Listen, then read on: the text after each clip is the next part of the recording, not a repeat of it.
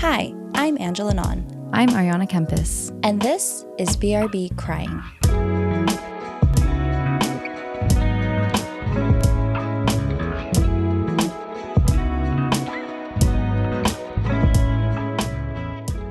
Hello, everyone, and welcome back to BRB Crying. I'm Ariana, also known as Arns. And I'm Angela, also known as Nins. And this is a pod where we talk about crying. And you get to listen in and hopefully tell us why you cried. And fuck, that's it. Yeah. But as Arns succinctly put it, Not accurately, but succinctly.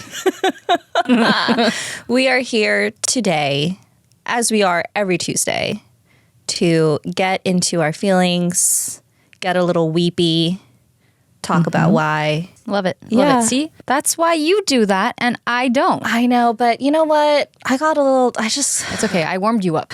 I didn't know what day it was today. Yeah. Fair. Didn't know we were recording, even though this camera's in front of me, the mic's in front of me. I was Whoa. like, What are you doing here? Hey. All right. But you did mention that we also invite other people We do. to share with us as well. Welcome to our sob story section of the episode. That's our sobbing sound bite. Yeah. We got a couple gems for you all today. We have had many people come and talk to us and message us about how our feelings made them feel. And we have a couple we wanted to highlight. Yes. So we have just released episode 6, and that is an episode where Arns spoke about ending her journey with breastfeeding. And I also covered one of my favorite storylines in Schitt's Creek. And I just wanted to share this message that my own sister sent us. She commented on our post on Instagram, and she wrote, I remember Schitt's Creek being my maternity leave show, during which I went through breastfeeding struggles. So safe to say, I went through it at the time. I love this epi, and now I'm crying at the open mic scene. And I just want to give a shout out to my sister for just perfectly weaving these two stories together. What a coincidence. Thank you, Chris. We love you. Yeah, so my sister is the mother of 2 kids, and I've obviously have looked up to her my whole life. She's just such a strong person. And it's weird. It's weird to me when she ever talks about her struggling. But, you know, we all do. We all have these moments where things feel hard. And I just want to thank her for being able to share that with us. And I'm just really glad this episode in its entirety gave her the comfort, even if retroactively. So shout out, Chris. Thanks for listening. Yeah. I love that, what you said about the people that we don't see struggle and how they are still struggling. Yeah. Even if we can't see it. That's so true. Yeah. And I see that about big sisters and Yeah. Especially because it's like we're the little sisters. Yeah. So it's like, no, you have to have it together for me. yes. I'm the baby. Yeah. Yeah. Totally. Thanks, Chris. We also have another story. We got an email from an anonymous loved one who spoke to us about her breastfeeding struggles. And it's pretty lengthy because she gets into such incredible detail. So I'm just going to take some pieces of this and share it with everyone. So she says, I too had difficulties getting pregnant and even had a miscarriage. So I relate so much at the emotions I have with my body. My breastfeeding journey is different, but nevertheless having similar feels. She talks about issues with latching, the baby being underweight, not gaining enough, and having jaundice, which are all things that I experienced too. And she says, I was very angry at my body for not being able to nourish him fully with nursing and pumping. She also talks about how she would try to nurse her baby and he would successfully latch, but he never continued because he always preferred the bottle. So my breastfeeding is through pumping. And she says, medical providers always corrected me when I said pumping when they asked if I was breastfeeding. Pumping is breastfeeding. And I love that she clarified this. I didn't know that. And that's such a great correction, I think, for all of us to be aware of, because it can feel exclusionary, I think, to say that pumping is not breastfeeding. So she talks about returning to work and being able to pump, and because of that, her supply increasing. And she says, I was so proud of myself and proud of my body for being able to do it, to watch this baby grow and hear good things about how he is developing. I did that. And I want to share this whole paragraph. Forgive me for being lengthy, but I think it was pretty important. I was making just enough, quote unquote, for his daily intake, but even that pressured me to keep pumping as much as I can and when I can. That took time away from the baby and from social events and taking care of herself, and her mental health declined. So I very recently made the decision to wean as a means to stop breastfeeding, and I'm back to supplementing with formula as I'm not making as much. Some days I want to forcefully stop, but I am still holding on to what my body is able to do for my baby. I can't help but feel sad that I am choosing to end my breastfeeding journey soon and not being able to nourish him from my body. But a greater part of me is excited for the time I will get to spend with my baby and ultimately be the best version of myself for him. And she says, Angela introduced me to the song We Can't Be Friends, Wait for Your Love by Ariana Grande. Ooh. Around the time I was struggling as a new mother. She says, whenever I listen to it, I think of my relationship with myself, with my body, and with my breastfeeding journey. Sad, powerful, sweet, hopeful, beautiful, and bittersweet. I sobbed when I read this. I sobbed in the middle of a Target when I read this, because that's where I was when we got this email. You opened the email in the middle of Target. You know when someone writes in, you're going to fucking cry. So thank you, Anonymous. When I read that paragraph, I got teary-eyed because I could have written it myself. I swear, every single line, it just resonated with me so much. And I'm so grateful that what I shared resonated with you too, even if your journey didn't look the same. We love to hear that it feels the same, because I think that's kind of why we're doing this. Even if our stories don't sound the same, the way it makes us feel is something that's universal.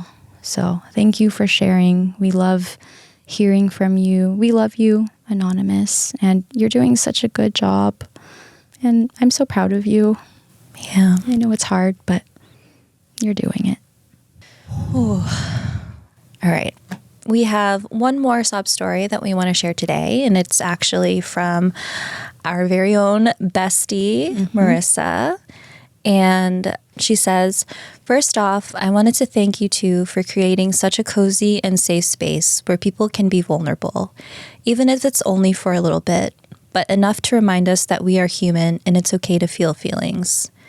It really made me think about crying and my own crying journey. I wasn't a crying girly until probably 2020. I never really knew how to go through the feelings until I was left alone with them during the pandemic, with none of my usual outlets like hanging out with friends, being outside, or going to exercise classes. It wasn't until then that I could process the emotions I was going through and really figure them out. Before, I would only cry out of frustration and anger, or hold it in until I went to bed, because I neither wanted the attention nor did I want to talk about it, because I didn't even know why I was crying. I learned to just go through it, and I finally wasn't afraid to express my emotions and was able to just be. Now I can cry whenever about whatever. Animal TikToks? Of course. K-dramas? Send them to me. So yeah, Arns and I both want to thank you, Mar, for sending that. I'm just really glad and will forever be touched that this podcast is allowing you and so many of our listeners to just give ourselves the permission to feel. We don't have to bottle it up or be afraid. In the era of self-care, let's take care of our feelings too. And speaking of self-care, quick spotlight on this best friend of ours, Marissa. or should we say Dr. Marissa. She a doctor now. Dr. Marissa is a chiro at Vertex chiropractor in Burlingame. So if any of you are looking to focus on your physical well-being and are interested in adjustments, specialized muscle work, or just want to incorporate more movement in your lifestyle, book with her at vertexchiropractic.com. Yeah. We can talk about her crying too, but she was our own chiro for like a year. Yeah. Great year for my back. I actually was thinking about, she was telling me sometimes when people have so much tension that they hold in their body, right? We all know that emotions and energy can be stored within us so tightly. And she was telling me about this phenomenon that happens really, really often when it comes to chiropractic adjustments or even like massage, where when an energy center, I guess, is like identified and it gets released, sometimes people like really just start sobbing and they don't know why. It's just like this release that happens to them. And I just think that's so fascinating. So it's all interconnected. Yeah, you know, I thought that was really cool. Yeah.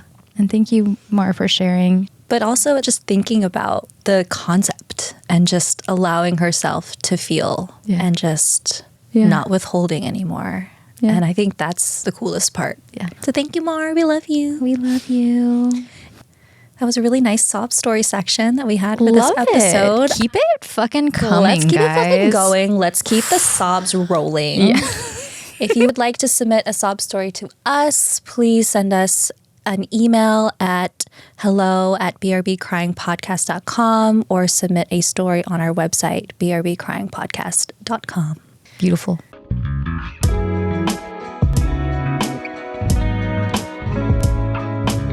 All right. What do you got? So today I have a poem that I want to share with you. Love a poem. I know. I'm so cultured. I read poetry. Wow. Cry level, like a 2. Okay. And the poem that I will be talking about today is called Confessional by Sue Zhao. And Sue Zhao is a writer based in Cambridge, United Kingdom. And she rose to prominence by posting her writings on Tumblr. Ooh. She is very, very popular on Tumblr. Her post gets tens of thousands of reblogs and notes. But actually, I think she recently made the switch to posting more actively on Instagram over the past few years. But still, incredible writer. Okay, so my sources for today are, of course, her website, which is essentially her Tumblr, her Instagram account, and then a 2018 Yahoo News article by Lee QN. So, as I mentioned, Sue Zhao rose to prominence as a teenage writer through Tumblr. She was hardcore Tumblr girly. Hell yeah. She started posting her writings in 2014 at the age of 18. Okay. So she's 28 now. Yeah. Thank you for that math, because I was definitely trying to do that. So yeah, people would come across her posts and they'd be like, who the fuck reblog? I love that. You know what I mean? Yes. And so since I brought up Tumblr, how could we not quickly reminisce about what Tumblr meant to us back when we were that age? I know. Oh my God. If you weren't cool like we were and you didn't have a Tumblr and you don't know what a Tumblr is, it's a blogging site. And it was my shit in high school and like early college. So this is 2009 to like 2012 was when I think you and I were very actively on it. And I mean, Tumblr is still very much active today. And I honestly feel like, to me, or at least the corners of Tumblr that I see and know about, it has this reputation of being more like an artsy, in my feels, like tortured souls kind of vibe. It's like Pinterest's more emotional sister. Ooh. You know what I mean? Ooh, yes. Ooh, I like that. Yeah. So Sue Zhao was a total Tumblr girly and is also just an incredibly gifted writer. And a lot of her writing at the time was really about, and remember, she was like 18. It was really about romanticizing love and dating and crushes and just all these emotions that we felt as teenagers. And when I was actually trying to like type out this little story that I'm sharing today, when I was putting that last sentence together, I was actually very hesitant on using the phrase teenage love. And I think it was because when we hear that phrase, we almost dismiss it as being kind of unserious. Oh, it's just puppy love. It's not going to last. You know, they're just kids. And we've talked about this in before, like how the feelings that we feel at that time in our lives, it's so intense. Oh my God. You know, it's like we didn't have the tools to really navigate our emotions or had the maturity or life experience to process them. And so everything just felt like a matter of life or death. It was just so heavy. Yeah. Especially when it came to experiencing romantic love for the first time. And so, yeah, I just want to refrain from this idea that teenage love is silly or frivolous, or that a teenager writing about love doesn't know what she's talking about, because it's like, no, those emotions were so visceral. And I think Sue Zhao had the talent to actually articulate it and put it into words in a way that was poignant and relatable. And her style of writing is often these glimpses of dialogue between two people. There's no real introduction to characters, and it's very few exchanges. I mean, sometimes it's just, you know, your traditional poem, but sometimes she'll just have these like very small clips of dialogue and you're just like, whoa, which I honestly find more impressive, right? It's like if you can convey these very huge ideas and tell these stories with just a few words, it's like, whoa. Yeah. So I just took random screen grabs from her Instagram account. And this will just give you kind of a taste of her style. Okay. I just want you to like read them and then like pick your two favorites, and that's the one that we can share today. Okay. I love these two. Subtext and this one underneath it. Yeah. Those are my favorites, I think. All right. I'm going to share two examples so that you can kind of get a gist of what her writing is like. So, subtext.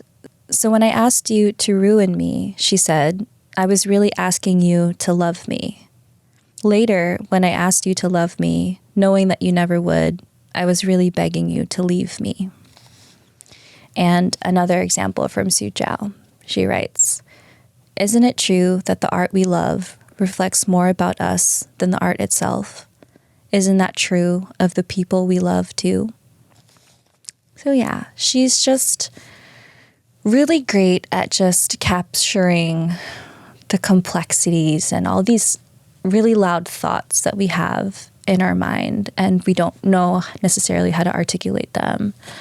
So yeah, I love her. She's just really gifted. Yeah. And her Tumblr, she's built this community. Hold on. I don't know what the fuck this sentence was supposed to be. Read it. Let's guess together. I'm talking about this gifted writer. I'm like, what the fuck did I just put on this paper? But yeah, I think what's also really cool about her Tumblr, and just like a feature of Tumblr in general, you can actually ask them questions, and people will actually ask her relationship advice. And in this article that she was interviewed on, she says, quote, I really don't profess to be an expert, but I think lots of people who find themselves reading the things I write feel understood or like they can relate, so they talk to me. And I think that's so true. Like sometimes I find myself just feeling like just such big feelings, and it's so much. It's not all good. It's not all bad. It's just very complicated. Yeah. And I don't know how to put them into words. I don't know how to describe them. And that's why I love coming across her stuff, because she's able to write things and people read them and they're like, yes, exactly. That's it. Yeah. You know? Yeah. So she is 28 now, but on her 25th birthday, she posted on her Tumblr and she said, my writing style has changed, but at its core, I am still interested in dialogues in human relationships and emotions. So there is one specific poem of hers that really got to me. It's actually the first poem of hers that I had ever seen. And as I mentioned, it's called Confessional. And she posted this in December of 2020. Okay. What a year. What a year. And without giving too much away, the poem is about feeling unlovable. I think that's all I want to say for now before I share the poem with you. All of Sue's writings are self-published, so I don't think I can actually read the whole poem in its entirety during this recording. So please, please check out our show notes where I will link the poem so that you can read it in full before we deep dive into it. It's so worth it. It's not that long. It's just a beautiful poem. So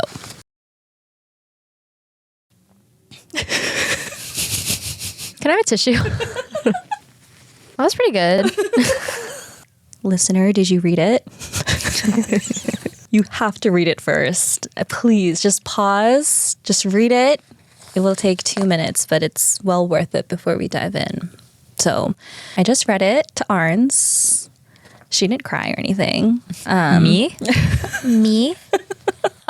All right. So this poem is about, I think it's safe to assume this is about a romantic couple.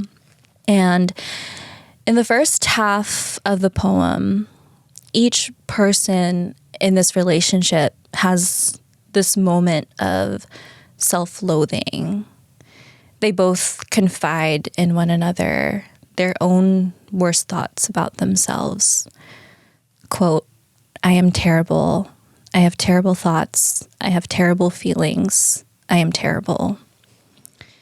And after this moment of vulnerability, the other then swoops in to comfort, to hold them, to embrace them, and show them that in their own eyes, it's the furthest thing from the truth. Quote, you are not terrible. I can feel it. And in the latter half of this poem, Sue Zhao writes, quote, wasn't it all so confessional?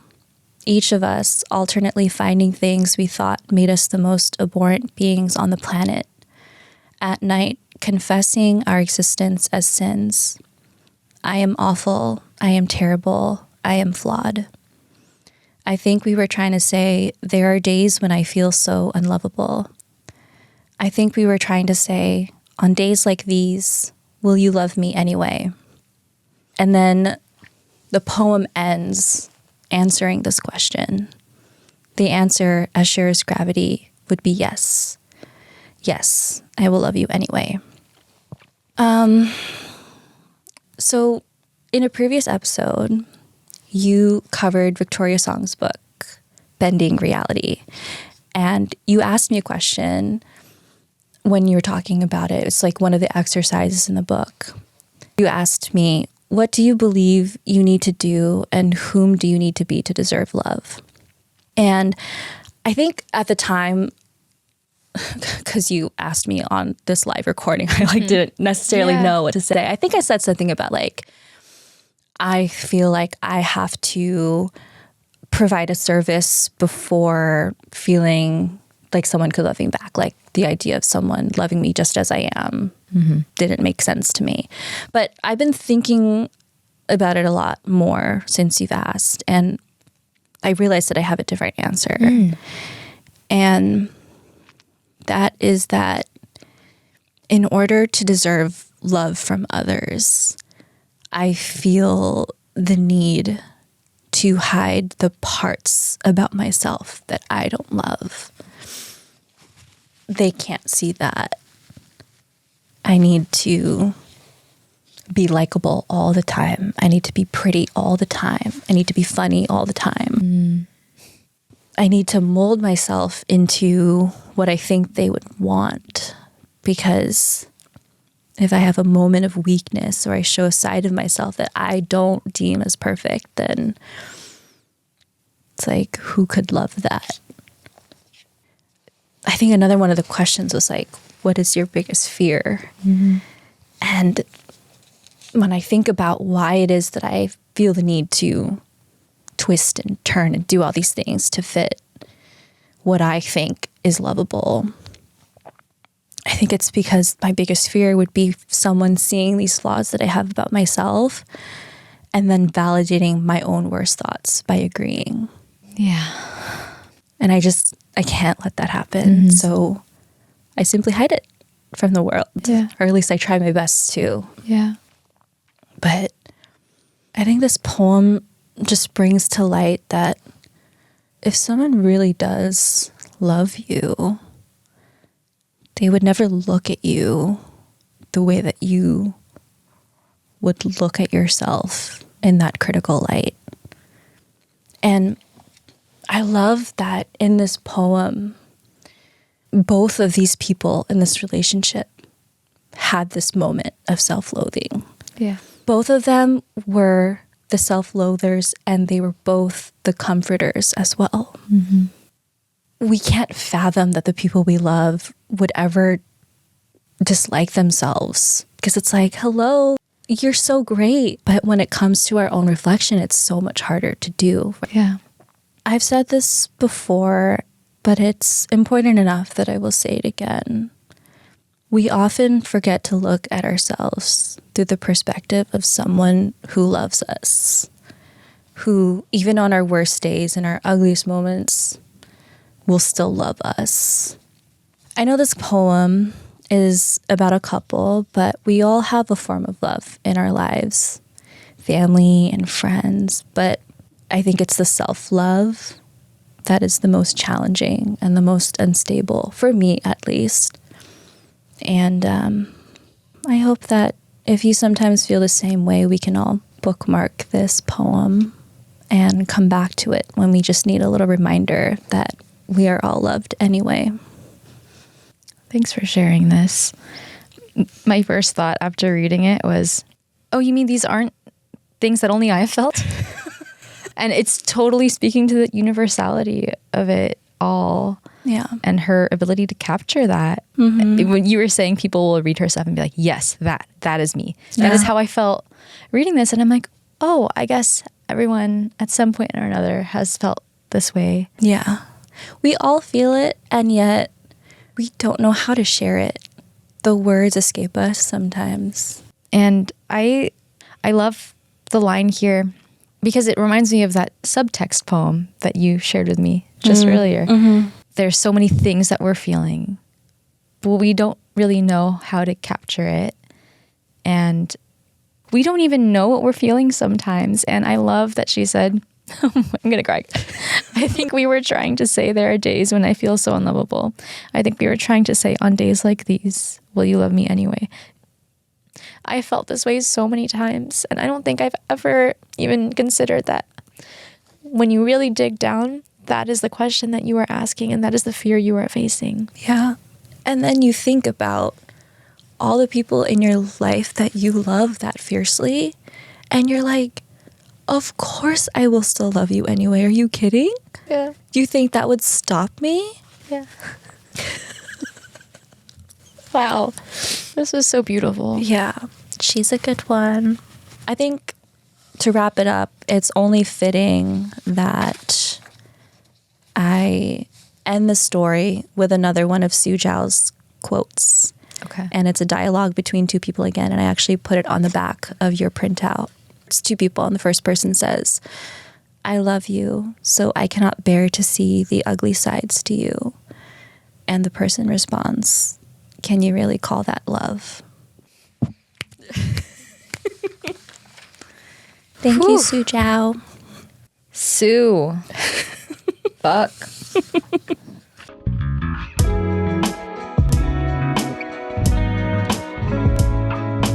All right, lay it on me.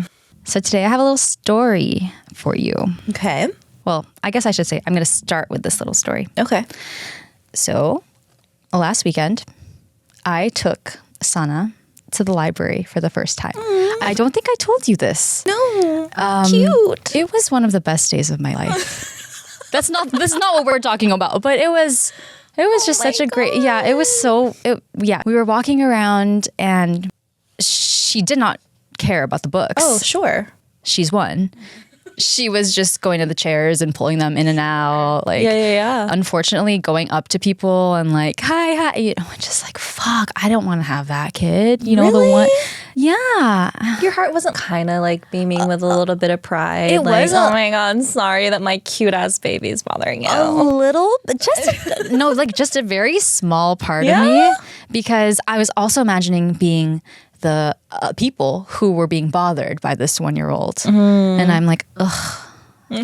Yeah. Anyway, so we were in the children's section hoping she would read some books. She didn't, but I did. And there were quite a few ethnic looking books that were on display. So I was like, let me take that one and that one. I had a fucking stack in my arms. Yeah. And I was reading them to Sana. But of course, again, she didn't care. Meanwhile, I was sitting there, tears streaming down my face. Okay. Voice wobbling as I'm reading these books out loud to her. So today I'm going to share one of those books. Okay.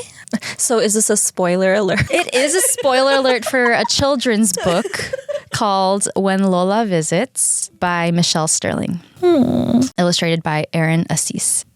So my sources today, mainly just this 2021 article from Publishers Weekly by Gilsey Aquino titled Spring 2021 Flying Starts, Michelle Sterling. So Miss Sterling, is a writer, photographer, and a speech language pathologist, which is a speech therapist. And her parents immigrated from the Philippines, and she was born and raised in California, much like us. And she majored in linguistics and studied in Barcelona, saying, when I was younger, I wanted to be a travel writer or a photojournalist, but it just never panned out. So she has a blog about children's books called Avery and Augustine. And she had been writing about children's books on her blog forever. But it was only in 2018 when she walked past a bowl of peaches at her house and she smelled it, and she was reminded of the sweet smells of summer that she loves so much. And she was like, could this be a picture book about a Filipino-American family? So that's kind of a hint as to what this book is about. But she talks about how hard it was to find an agent because she just had a manuscript for a picture book. But agents are usually looking for author illustrators. And so she was eventually picked up by HarperCollins imprint, Catherine Teagan Books. And this is her debut children's book. It is published in spring 2021. So I'm going to read the whole book to you. Okay. But we will probably just include snippets of it since, again, for copyright purposes, probably can't just share the whole fucking thing. Are you going to hold up the pictures Of to me course too? I Like, am. oh my God. Yeah. I feel like a kid again. Yes. Tumblr remissing. All right. Childhood reminiscing. Okay. Okay. Did I say my cry level? I don't think so. Like a 3 out of 10. Okay. Okay. I feel like it's been a 3 like every week. Yeah. Sure. Okay. All right. When Lola Visits. Story by Michelle Sterling. Art by Aaron Assis. How do I know summer is here? It smells like mango jam simmering on the stove. The first thing my Lola makes after she flies in for her summer stay. It smells like the sampaguita soap she uses, a scent both familiar and far away. Summer smells like a tumble of dried squid, milk candy, and wooden beads as Lola unzips her old leather suitcase. Summer smells like standing under crisscrosses of tree branches with an apron full of small golden limes, like calamansi pie and fireworks on the 4th of July. It smells like rolling hundreds of lumpia and mixing together pinches of garlic and sharp vinegar. It smells like an unexpected, warm, sticky summer rain, and getting drenched while saying goodbye to Lola at the airport. Our house is a little grayer without her soft, sweet singing in Tagalog and Ilocano. And the bitter melon tastes extra bitter in tonight's dinner, not like how Lola makes it at all.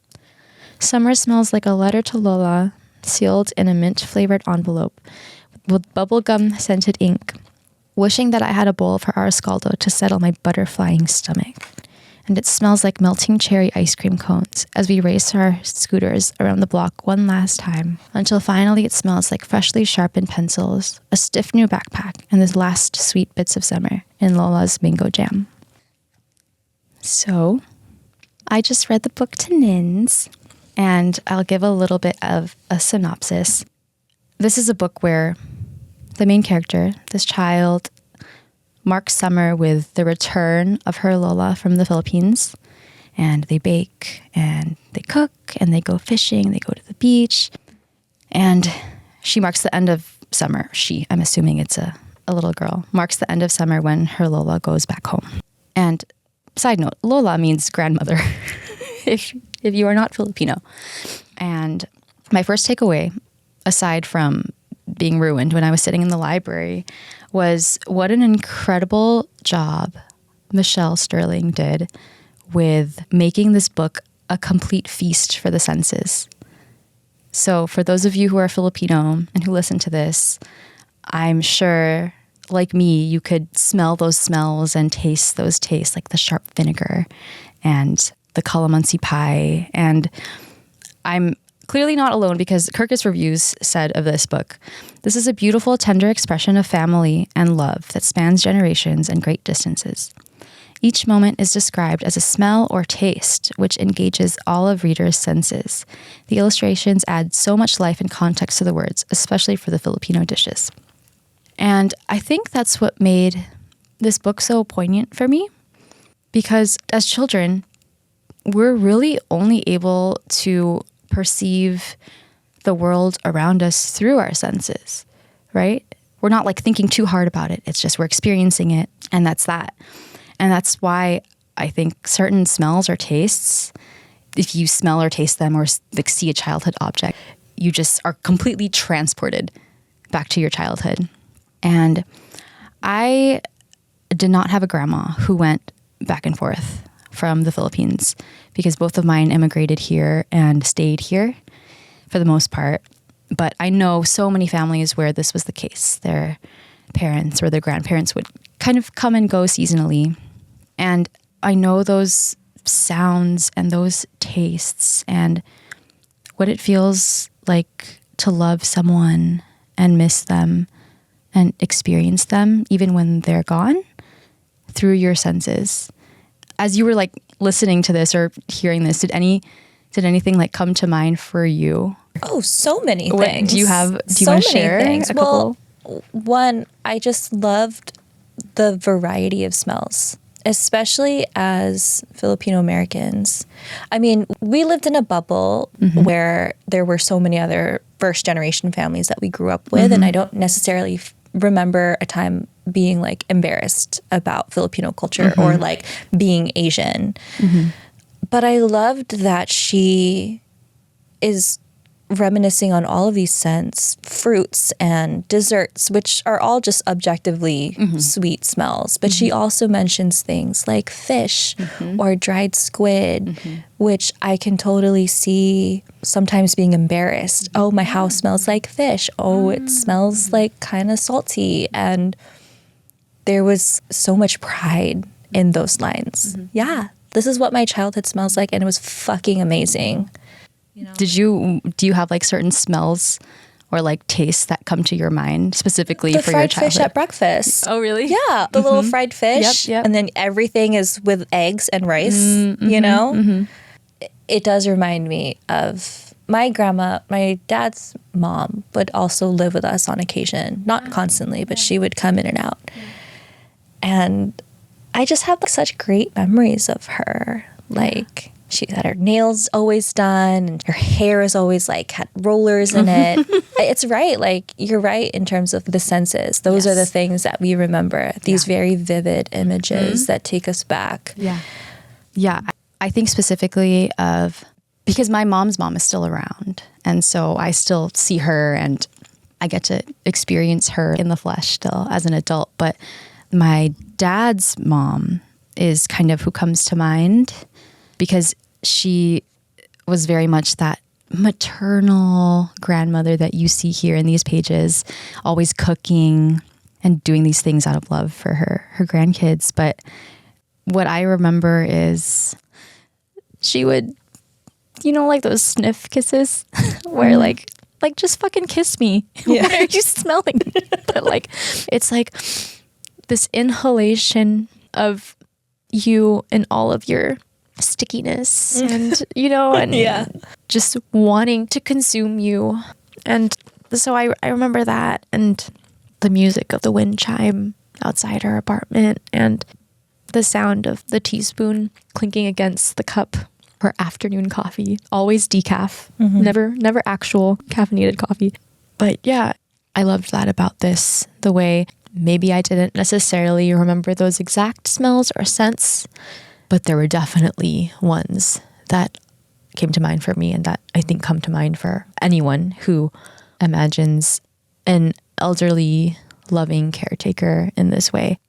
And I think in general, there are so many books out there now that didn't exist when we were growing up that speak to our unique cultural identities. Like, I don't fucking remember shit like this being around. I would have loved this when I was a kid. And I feel like that representation, obviously, so important. And the author talks about how she wanted to showcase a convergence of two cultures. And so that's why she did the calamansi pie on 4th of July specifically. Because she says having that pie on the 4th of July is like you're in a new country, but you're still able to celebrate your home. It's a coming together of cultures, kind of like what we do as immigrants. So yeah, this representation and this inclusivity goes without saying that it only enriches our lives as adults. I have so much pride. I mean, that's literally why I gravitated to it was one of the books that was standing on the shelves because I was like, when Lola Visits, a Filipino children's book right there, I think the inner child in me was like, fucking give me that. Yeah. And also libraries, incredible. Free? That's literally what I was saying. I was like, this place is free. I don't even have to buy anything. No one's pressuring me to check out a book. Yeah. And I can be there for however long I want to be. And it's safe and it's cozy and it's inviting. And I can sit there if I wanted to and I could read a book the whole day and I wouldn't have to actually buy it. Yeah. The accessibility. I was thinking to myself, this is actually one of the most incredible public resources that like I feel like we very often take for granted, especially because I feel like in the past few years I've really gotten into ebooks and so I haven't physically gone into the library in quite some time. But I'm so excited to go back. Yeah. It's so funny that you're mentioning all these things because this very same week, literally on Tuesday, I was actually working on editing one of our episodes and it was in the evening. Yeah. And it was just like a particularly hot day and hot night. And I took a break and I was talking to Lou and I was like, gosh, this feels like one of those nights when we used to be kids. And yes, it was like the middle of the week and I was like, do you remember when we used to just not have anything to do? And we could just do whatever we want. And we would be running around, like hanging out, not spending money. We didn't have a care in the world. It just made me like so nostalgic for my childhood. Yes. And then you're sharing this beautiful story, which I know is tied to this really loving, beautiful grandparent figure. But it also just makes me... It's allowing me to remember how colorful our childhoods were. Yeah. Even more so because of the culture that we had. And even the illustration too. So, gorgeous illustrations. Yes. What the hell? I think it's very similar to the writing, like so simple, yet captures so much feeling. I feel like it's so vibrant. Yeah. Those the perfect match for that story. I know. Yeah. So thank you, Michelle, for transporting me. Truly, I was not there in the library when I was reading this. I wasn't. I was in my childhood. Yeah, Sana just like climbing the stairs. Yeah, and yeah, like, yeah. Go ahead. But yeah, I highly recommend checking out. She has 2 other books and her blog too. She highlights a ton of diverse children's books, especially if you're not Filipino and you want to check out some other books. She has some really, really great ones listed on her Instagram and on her blog. And she has a monthly newsletter called Kidlit in a Nutshell. And so she curates these books and sends them out. Yeah. So thank you, Michelle. And also PSA, go to your library. you know, it's making me think there's something about the simplicity of these stories, similar to Sue Zhao as well, right? Exactly. It's not these very wordy, esoteric thoughts. It's just things that are just, like you said, accessible. And we just forget how simple things can really be until someone actually has the gift of being able to put it down into words for us to understand. Yeah. It's just like little glimpses. I think both of these authors, little flashes of Humanity, oh God. you know? Yeah. Yeah. Cool. Cool. We did it. We did it by the skin of our teeth. We fucking figured it out. Yeah. Thanks everyone for tuning in. We hope you had little tears shed. Yeah, we hope you felt something. We hope you felt something. Good or bad. It's totally fine. Just feel it. But hopefully good.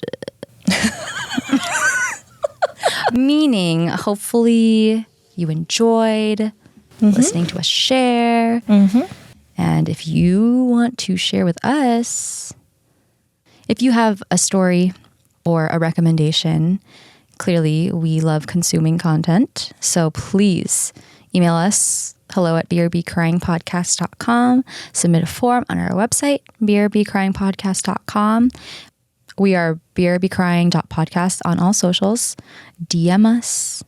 We get thousands of DMs a day, but don't worry, we read them all and we try our best to respond. Yes. Thank you to our crybabies as always. We did it again. You did it again. We got to the end of the episode. Thank you and you're welcome. Thank you and you're welcome. We will be back. But until then, BRB crying.